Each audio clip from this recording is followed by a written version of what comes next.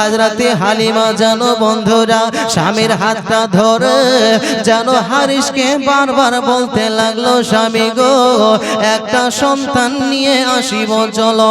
এদিকে হালিমা স্বামীর হাতখানা ছাড়ে না, আর এদিকে হারিস বলে, হালিমা আমি তোমাকে মক্কা নগর কোনো মতে যেতে দেব না। বাবাজি, ভাইরা, আব্বা জানেরা, হযরতে হালিমা নিজের স্বামী হারিসের কাছে পৌঁছে গেলেন বাবা। আর যাওয়ার পরে বললেন, স্বামী গো আমি তোমাকে একটা কথা বলবো। হারিস বলতে লাগলো, কি কথা হালিমা?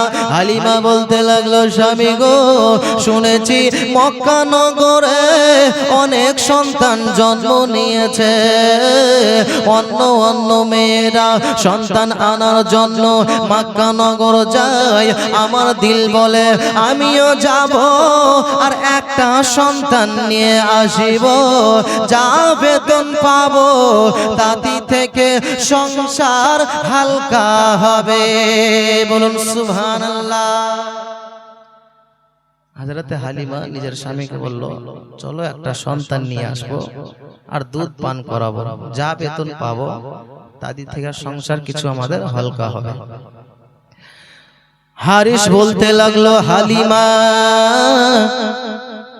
তোমার মাথা কি খারাপ হয়ে গেছে? হালিমা বলল, কেন স্বামী? বলল, হালিমা এখন তোমার একটা ছোট্ট সন্তান আছে, তুমি তাকে ভালো করে দুধ পান করাইতে পারো না, আবার একটা সন্তান নিয়ে আসিবে, তাকে কেমন করে দুধ পান করাবে? হালিমা বলতে লাগলো, স্বামী গো টেনশন করো না, চিন্তা করো না, আমি কেমন করে দুধ পান করাবো সেটা আমার ব্যাপার। তোমাকে বলেছে আমাকে মক্কা নগর নিয়ে চলো। হারিস বেরাদার যেন বলতে লাগলো, হালিমা আমি তোমাকে মক্কা নগর নিয়ে যাব না। হযরতে হালিমা যেন বন্ধুরা স্বামীর হাতটা ধরে যেন হারিসকে বারবার বলতে লাগলো, স্বামী গো একটা সন্তান নিয়ে আসিব চলো। এদিকে হালিমা স্বামীর হাতখানা ছাড়ে না, আর এদিকে হারিস বলে, হালিমা আমি তোমাকে মক্কা নগর কোনো মতে যেতে দেব না।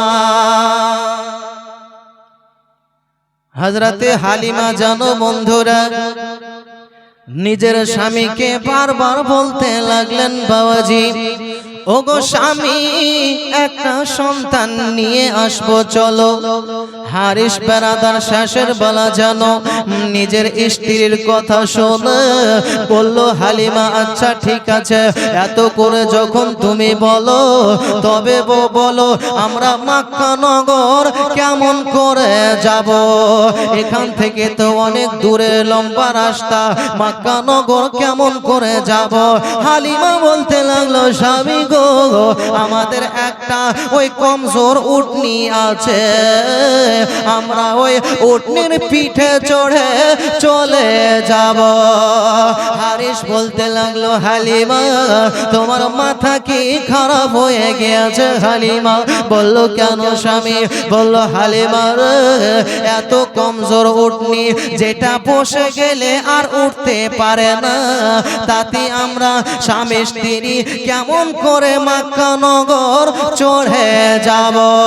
নারে তাকবীর, নারে তাকবীর, নারে রিসালাত, নারে রিসালাত। হযরত আল্লামা মাওলানা करामत अली साहब किबला उस्ताजुल असातिज़ा, नारे तकबीर, नारे रिसालत।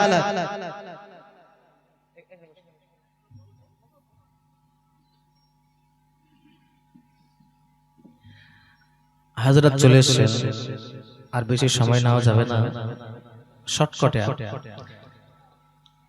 শর্টকাটে বলতে গেলে লম্বা সময়। হযরতে হারিস হযরতে হালিমা জানো বন্ধুরা নিজের স্বামী, কার সঙ্গে?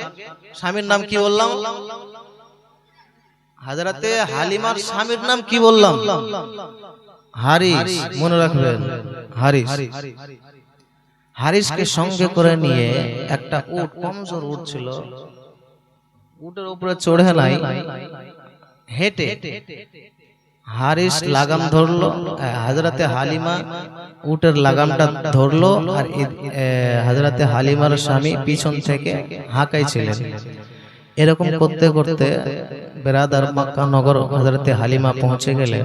পৌঁছে যাওয়ার পরে নবী মুস্তাফাকে অনেক সন্তান আরো অন্য অন্য দায়রায় নিয়ে গিয়েছিলেন, কিন্তু নবী মুস্তাফাকে ইয়াতিম বলে, গরিব বলে বাবা ছিলেন না নবী মুস্তাফা, যার কারণে কেউ নাই। হযরতে হালিমার নসিবে আমার নবী পাক ছিলেন।